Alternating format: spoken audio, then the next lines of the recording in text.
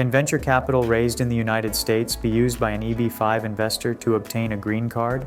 Venture capital raised in the United States cannot be used to fund an EB-5 investment because the capital invested must belong to the investor.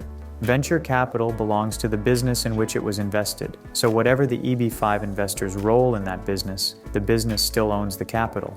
However, income earned in the United States can be used for an EB-5 investment if the investor legally earned the income.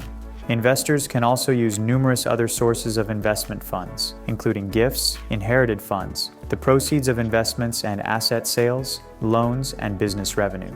Two key requirements apply to EB-5 investment funds. The investor must be the legal owner of the capital, and the investor must have obtained the capital legally. The United States Citizenship and Immigration Services (USCIS) Policy Manual also provides a definition of capital in the context of the EB-5 program. Capital includes cash, equipment, inventory, other tangible property, cash equivalents, and indebtedness secured by assets owned by the immigrant investor, provided the immigrant investor is personally and primarily liable, and that the assets of the new commercial enterprise upon which the petition is based are not used to secure any of the indebtedness. Thus, investors have a range of options when it comes to EB-5 visa investments, but venture capital does not qualify due to the ownership requirement. Choosing the right funds for an EB-5 visa investment can be challenging. Beyond using funds that meet the program requirements, some funds are easier than others to document.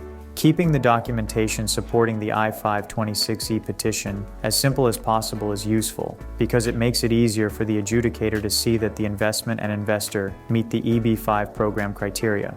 To increase the likelihood of success when submitting Form I-526E, investors should begin working with experienced EB-5 immigration counsel as soon as they decide to pursue an EB-5 visa.